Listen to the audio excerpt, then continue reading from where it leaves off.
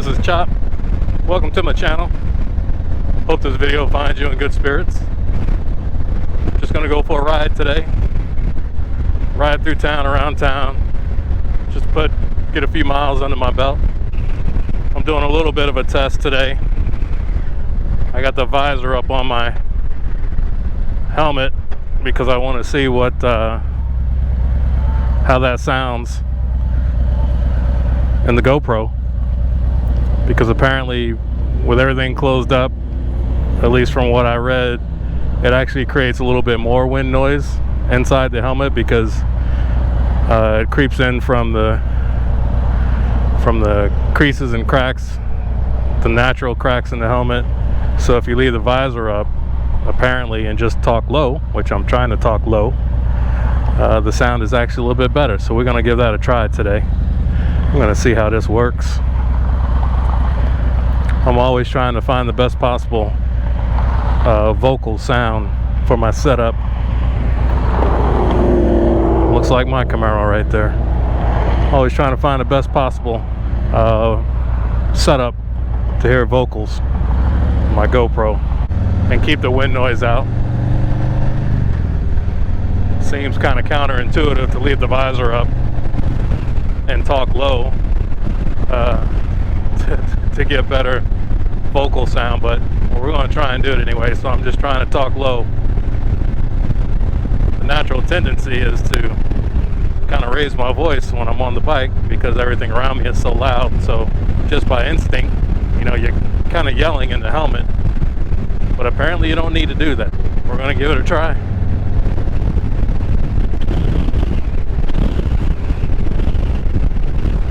It's actually pretty windy out here today, so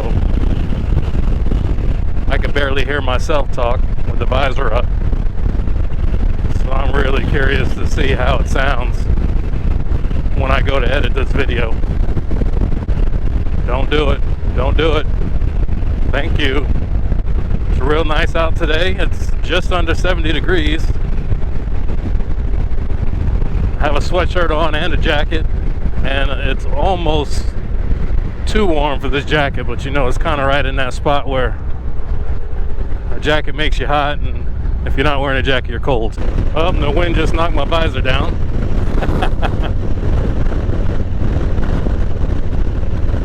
I'm only doing 40 miles per hour. That tells you how windy it is out here. Now my visor is down. I'll put it back up in a second. So anyway, YouTube, I'm always talking up my road glide and talking about everything, you know, it does well. I even posted a video talking about why I bought a road glide, and you can probably see that right here. I'll put the link up there. So I'm not going to go through all the reasons why I bought this bike again, because you could just look at that video, but I will kind of share with you, I guess, a few particular things that I like about it, and a few particular things that I'm really not all that fond of. I mean, you know, nothing's perfect.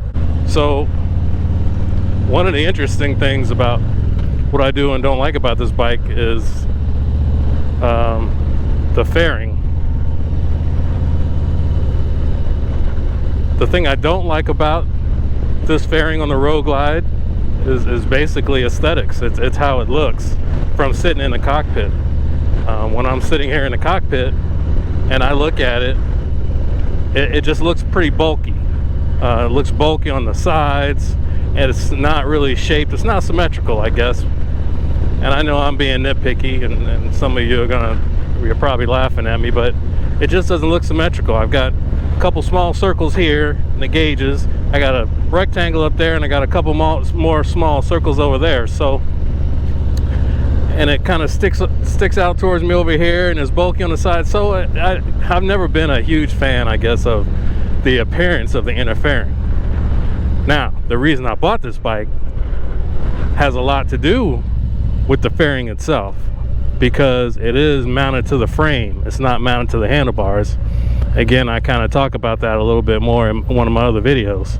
But when you test ride this bike and you get out on the road, especially a highway, or you're picking up some speed, or it's a windy day like it is today, you really notice the benefit of having a frame mounted fairing. It is just a world of difference. So no, I'm not a huge fan of the appearance of the inner fairing. I like the look of the shark nose fairing from the outside, like for looking at the bike from the front.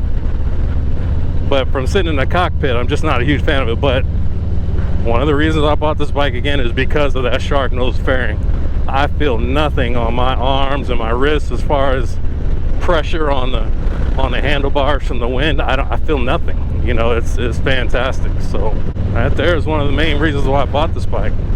So another thing I like about the Road Glide is it's a big heavy bike. I don't feel like every imperfection in the road is throwing me around. The wind isn't throwing me around.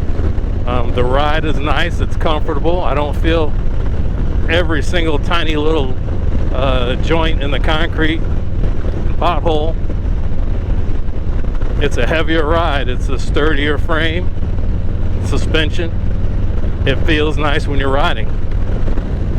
I don't go on a lot of really long hauls, you know, long rides, but it's nice to know if I did want to, you know, take a considerably longer ride, get out on the highway for several hours, that I'd be okay.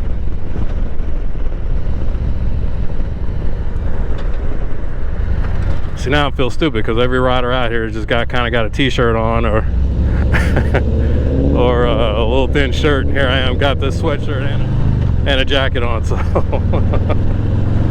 but it makes me want to take my jacket off, but I'll leave it on. So again, I like the fact that it's a big heavy bike. You know, these touring bikes for Harley, they probably weigh about, I want to say right around 900 pounds. So it's a good heavy bike. I like the extra storage. I like the saddlebags. But just like anything else, you know, when you have it, you fill it up, right? So before I had these saddlebags, when I had my other bike, I had really small saddlebags and they were leather. I hardly had anything in them. And I didn't, you know, I always thought, well, what would I need with bigger bags on the bike? Well, since I've had this, I pretty much filled up both bags with random stuff like tools and sunglasses, extra gloves, or whatever, really. So if you have it, you're going to use it. I had to check myself a couple of videos ago when I talked about at the beginning of the video how I don't really use the navigation and, you know, the infotainment, all the gadgetry up here at the beginning of the video. And that video is right here. I'll put it in the link. It's right here. And then during the course of that video, I got really low on fuel because I was stupid and didn't fuel up before I went out on my ride. So I used the navigation to find a gas station. So the reason why I bought that up is because now that's one of the pluses, one of the things I happen to like about this Road Glide is the fact that it has that navigation. I wouldn't have said that before I made that last video. But when I got out there, and man, I was nervous about running out of fuel, that navigation came in handy, so I will never talk down about it again. That's for sure. So really, the pros and cons when it comes to my Road Glide and the things that I do like about it have to do with the ride, the feel of it, the heaviness, the suspension, storage, you know, all those types of things. If there's things that I don't like about it, it's really it has to do with, you know, something aesthetic. How the fairing sits, how it looks in the cockpit, you know, that type of thing, which, you know, you want to like how your bike looks, that's for sure. But I guess maybe when you get a little older, you get to be my age, it's more a functionality, you know, as opposed to looks. Because to be honest with you, if I went straight for looks, strictly the look of a touring bike, I have to be honest, I probably would You know, I probably like the Street Glides better. I think they look cooler. I think the Batwing fairing looks cooler. But as far as riding, there's no comparison. You couldn't pay me to buy a Street Glide now. After I've ridden this Road Glide, there's no way. I don't care how cool it looks. The ride is just no comparison.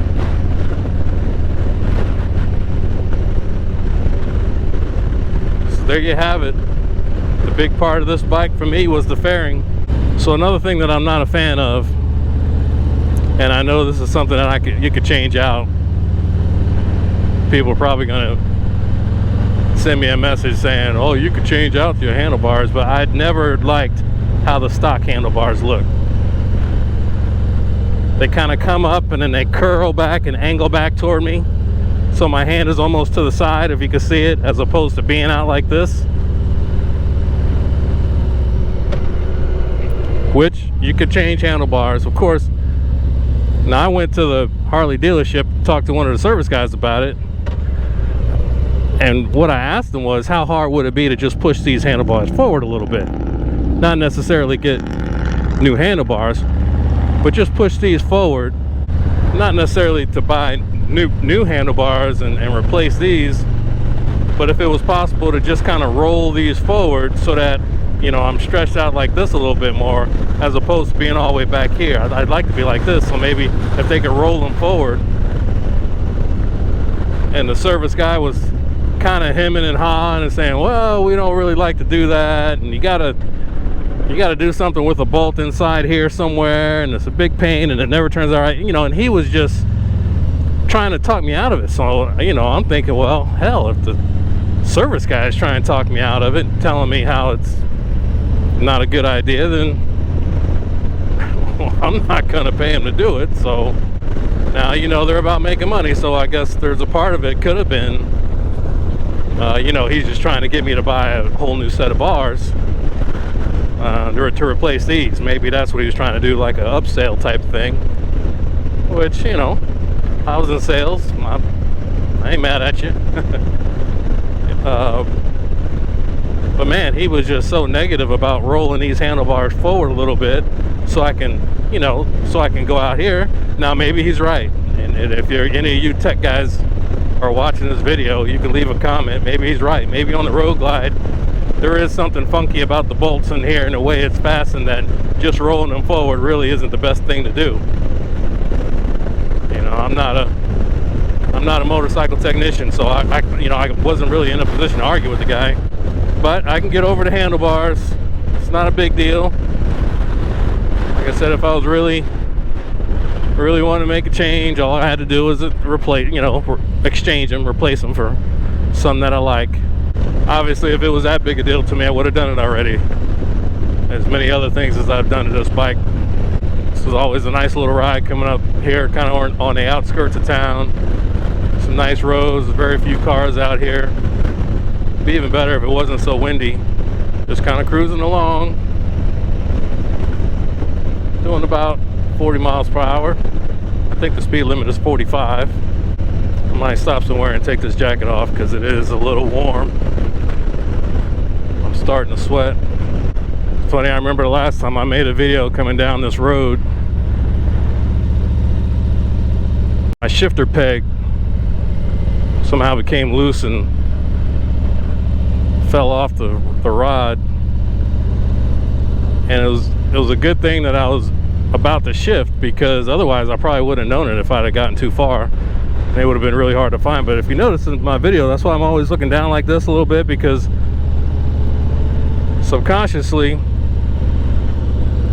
I remember being on this road right here, right about here, and I went to shift up and there was no peg, and I pulled over and looked back behind me about 20 yards, and there it was, sitting on the ground.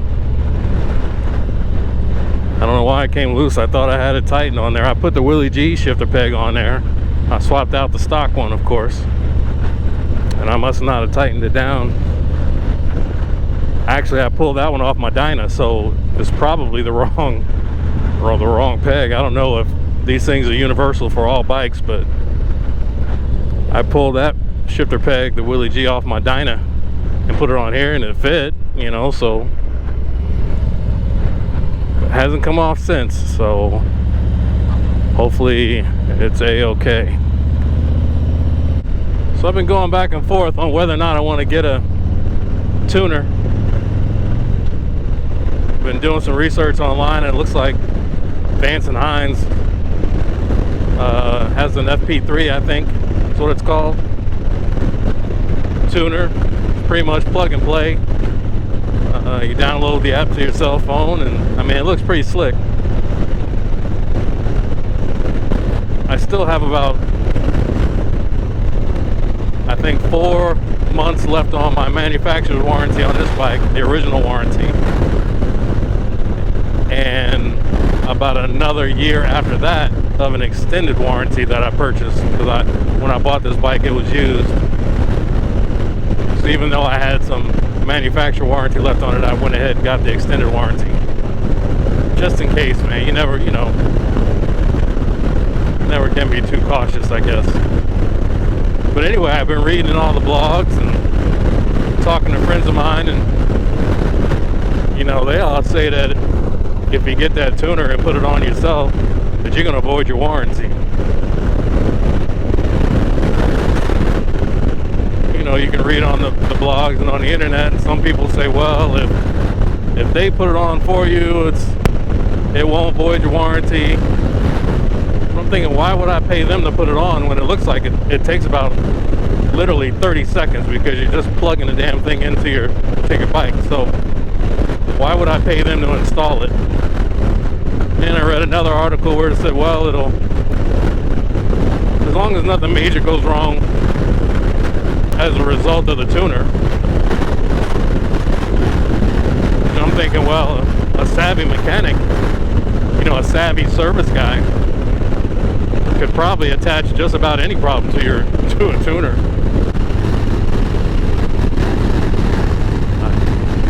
I don't know. So I've been tossing that around a little bit. I think they're about $3.99, which isn't too bad, you know, considering I think everything that you can do with those tuners.